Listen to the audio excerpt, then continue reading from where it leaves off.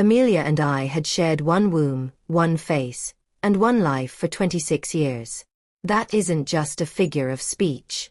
I knew how her left eyelash twitched when she was about to lie. I knew that the mole on her shoulder, made of 3 small dots, looked like the constellation of Orion's belt. I knew the rhythm of her breathing as she slept and felt her pain as if it were my own. I knew her soul. At least, I thought I did, until the cold light of a phone screen burned that illusion from my heart. I saw the Instagram post, shining with false happiness, a flawless shot of her hand, a huge diamond on it, set against a sunset. The caption read, "The countdown to the day I become Mrs. Grayson." My twin sister's wedding was 1 week away. A wedding I wasn't invited to. My first reaction was bewilderment. The blood drained from my face. My fingers went cold.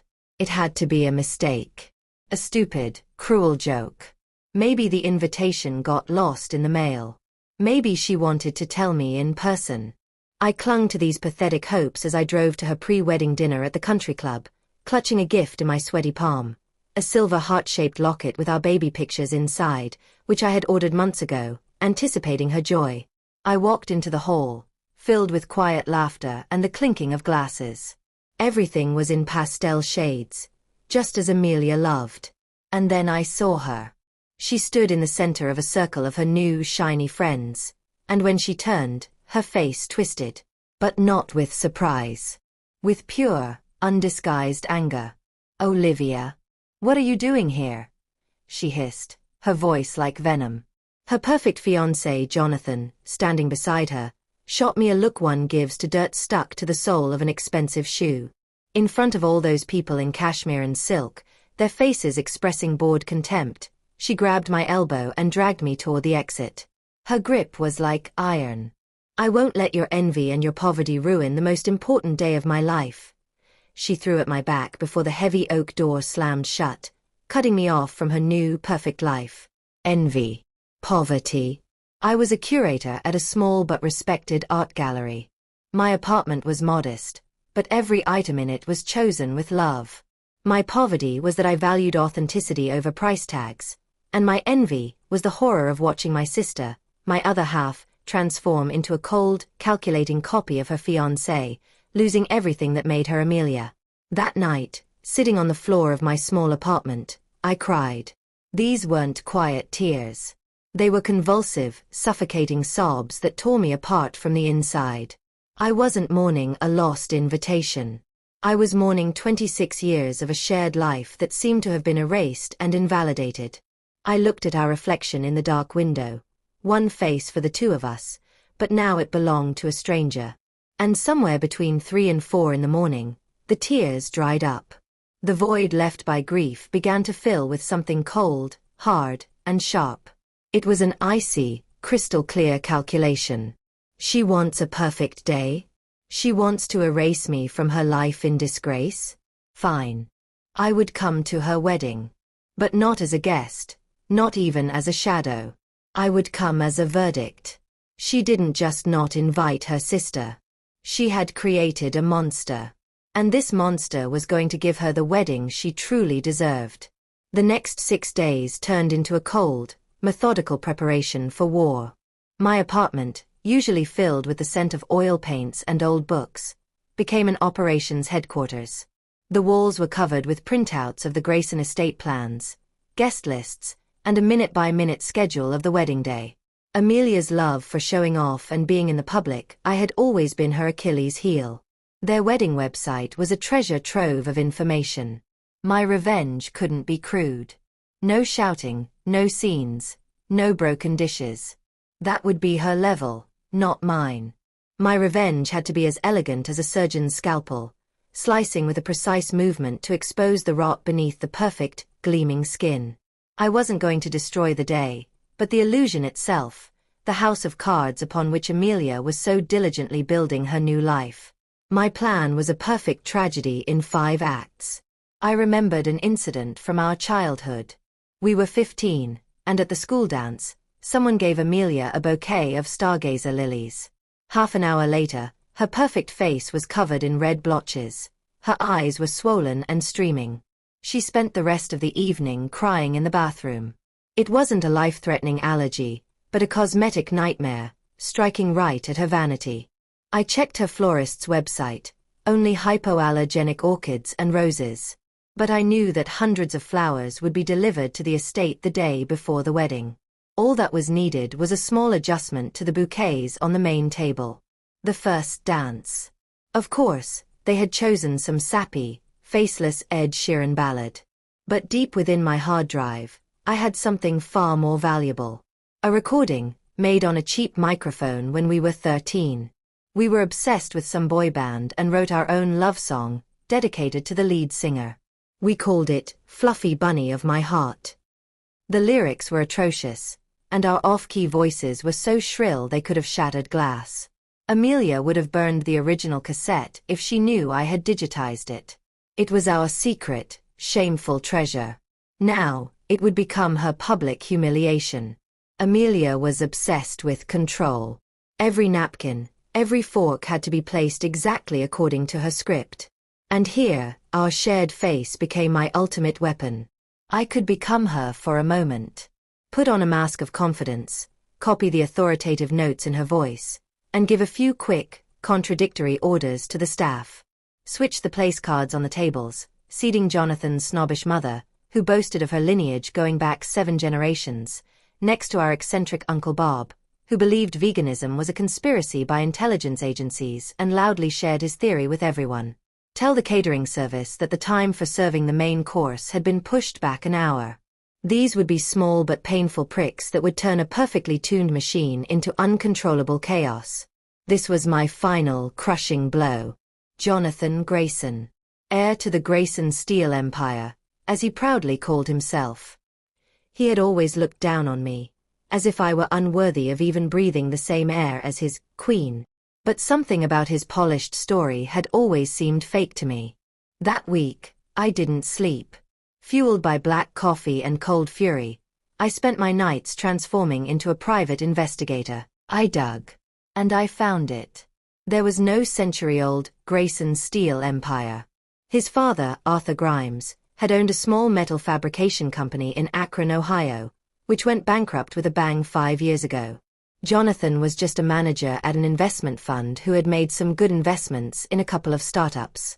He was wealthy, yes, but he wasn't old money. He was a liar who had built his image on dust and deceit. I found everything: old newspaper clippings about the bankruptcy, photos of his modest childhood home with its peeling paint, even a copy of his real birth certificate. The final touch was the document for his name change in college. I compiled it all into a short but devastating slideshow. The wedding coordinator had asked for a video with cute childhood photos to be shown during dinner. Oh, I would send him a video. To pull all of this off, I needed to be on the inside. The plan was simple and audacious. I called one of the largest catering agencies in the city. In a voice full of enthusiasm, I told them I had extensive experience working events and was available for any last-minute substitutions. During wedding season, they were always short-staffed. I got lucky. 2 days before the wedding, the call came. One of the waitresses had gotten sick. The uniform: black pants, white shirt, hair pulled back in a tight bun. Don't draw attention. Perfect. I was ready. The monster was waiting for its moment. The wedding day greeted me with a leaden, weeping sky. For me, it was a good omen. Dressed in the faceless waitress uniform, I looked at myself in the mirror. My tightly pulled back hair exposed my cheekbones, making our shared face look thinner and sterner. No makeup, the corners of my mouth turned down. I looked like a pale, exhausted version of Amelia, her shadow. What Jonathan and she had always considered me to be. This was even better. The Grayson estate was the epitome of ostentatious, soulless luxury. A snow-white mansion, perfectly manicured lawns that resembled green plastic, fountains spouting crystal jets of water. Everything screamed money but whispered nothing of taste. I entered through the service entrance, blending in with the crowd of chefs, florists, and other waiters. No one paid me any attention. I was just another cog in the huge machine created to indulge my sister's ego. The tension was almost palpable. I moved through the halls, carrying trays of champagne, each step calculated. I saw familiar faces, our aunts in their finest dresses, our cousins, old family friends we grew up with. They smiled, they laughed, and not one of them asked, "But where is Olivia?" Apparently, Amelia had come up with some plausible lie. That I was sick. That I had left for an urgent business trip. Or most likely, that I had simply gone mad with envy, just as she had told me that evening. Cold fury burned my throat again. And then I saw her. Amelia. In her ridiculously expensive dress, with her perfect hair and a radiant, rehearsed smile. She was as beautiful as a poisonous, predatory flower. Beside her stood Jonathan, smug and domineering, like a master of the universe. They were accepting congratulations, and as I walked past with a tray, I caught her eye. For a split second, a flicker of recognition, like a sting, crossed her eyes, but it was immediately replaced by bewilderment, and then, pure contempt. She looked away, as if she had seen something unpleasant, unworthy of her attention. She didn't recognize me. She simply saw a waitress who looked too much like the person she wanted to forget. This was even better than I had hoped. The first act of my play began. I slipped into the flower room, where the florists were making their final preparations. The air was thick with a sweet fragrance. In my bag, hidden under my uniform, was a tight bouquet of those very stargazer lilies. Under the pretext of helping, I accidentally brushed against a vase, and a thick cloud of their pollen settled onto the centerpieces for the head table. The invisible spores of vengeance mixed with the scent of roses. The ceremony in the backyard, under an ivy-covered arch, was the pinnacle of hypocrisy. I watched from a distance, from behind a marble column. They recited vows of eternal love and fidelity, written by an expensive copywriter, and I felt the words turn to bile in my throat. Eternal love, built on lies and betrayal.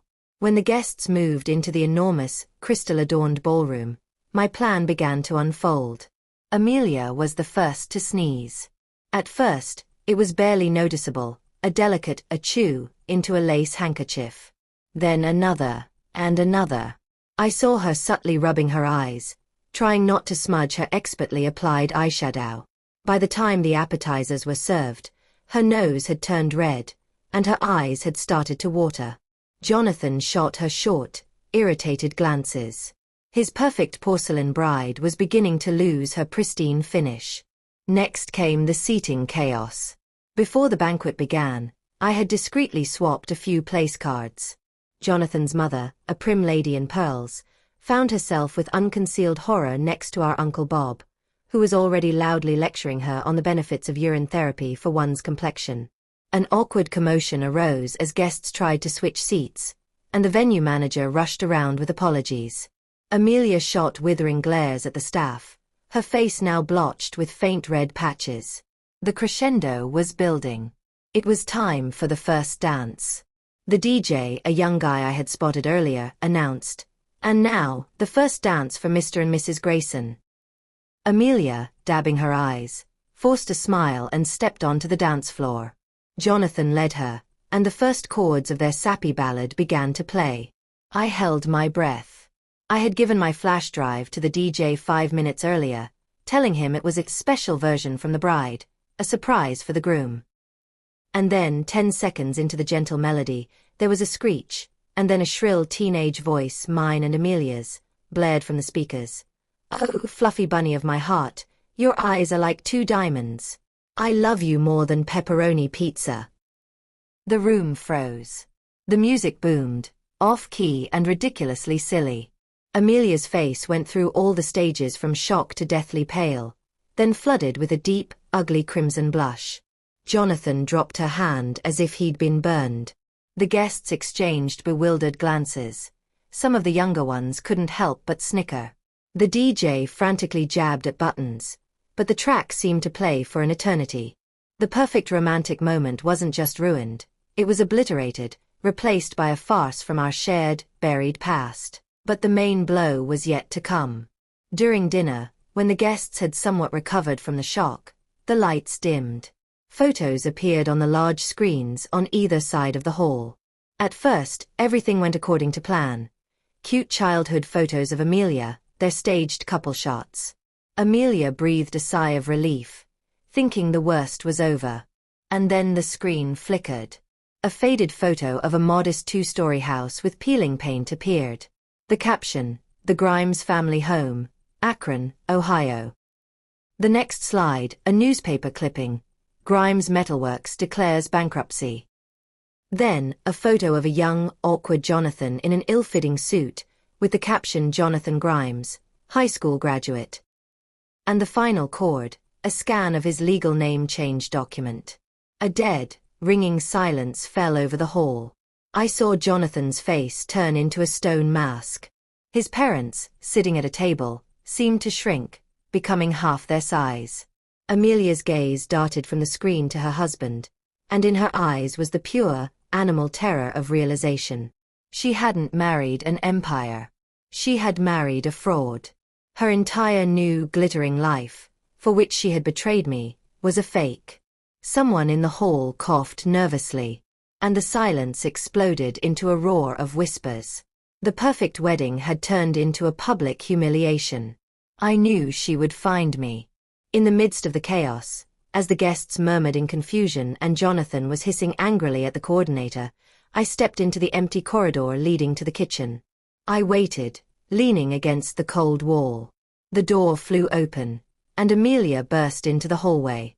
Her dress was wrinkled, her makeup completely ruined by tears and allergies, and her eyes burned with pure, undiluted hatred. "It was you," she breathed, her voice trembling with rage. "All of it. How could you? How dare you?" I stood calmly, my arms crossed. For the first time in my life, I felt no fear of her, no desire to please her, no sisterly love. Nothing. Me. My voice was as even and cold as ice. "I simply showed the truth, Amelia. The truth you tried so hard to ignore because it didn't fit into your fairy tale. You destroyed my life. My wedding. The most important day." She took a step toward me, her hands clenched into fists, nails digging into her palms. "Your most important day? The day you officially erased the only person who ever loved you unconditionally from your life? Did you think I would just let you wipe me away like an unnecessary line in your biography?" I took a step toward her, and she flinched. "You talked about my envy. But you were always the envious one. Envious of my freedom to be myself, not to sell my soul for a pretty package. You talked about my poverty. But look at yourself now. You're standing in the middle of this circus, married to a liar, realizing you have nothing real left. Who's the poor one now, Amelia?" Tears streamed down her cheeks, leaving dark trails on her foundation. "We're sisters," she whispered, and it sounded pathetic. It was her last, desperate blow. But it didn't work anymore. "You stopped being my sister the night you threw me out like a dog," I cut her off. "You destroyed everything we had long before today. Tonight, you just got what you deserved. A wedding built on a lie, which collapsed under its own weight. This isn't my revenge, Amelia. It's a mirror. You just didn't like what you saw in it." She looked at me, and her gaze no longer held hatred, only a bottomless devastation. She understood. She understood that I was telling the truth. She opened her mouth to say something but found no words. Only a quiet, choked sob escaped her lips. I didn't wait. I turned and walked toward the exit. I took off the waitress apron and threw it into a trash can by the service entrance. Stepping outside, I took a deep breath of the damp night air. It was starting to rain, its cold drops falling on my face, washing away the dust and fatigue. From the mansion, I could hear the muffled sounds of a fight, of shouting and crying. The soundtrack to my departure. I felt no remorse. Nor did I feel any glee. I felt an emptiness. But it was a clean, clear, liberating emptiness. As if a huge, painful tumor had been removed from my soul. A tumor named Amelia. I walked down the dark, wet driveway, away from the ruins of her perfect day. I was leaving the past behind, in the fire of my sister's collapsed plans. She had set fire to that bridge herself. I just made sure it burned to ashes, so that she could never ever cross it to come back. She didn't just not invite her sister. She had created a monster. But now, walking away into the night, I felt the monster inside me was quieting, sated. Its work was done. It had restored the balance. Ahead lay the unknown, lit by sparse streetlights. But for the first time in my life, it was my unknown alone. My life. Without a reflection, without a shadow, without a lie. And I was ready to begin. If you like this story, please like this video, subscribe to the channel and share your impressions of this story in the comments. To listen to the next story, click on the box on the left, and thank you for watching.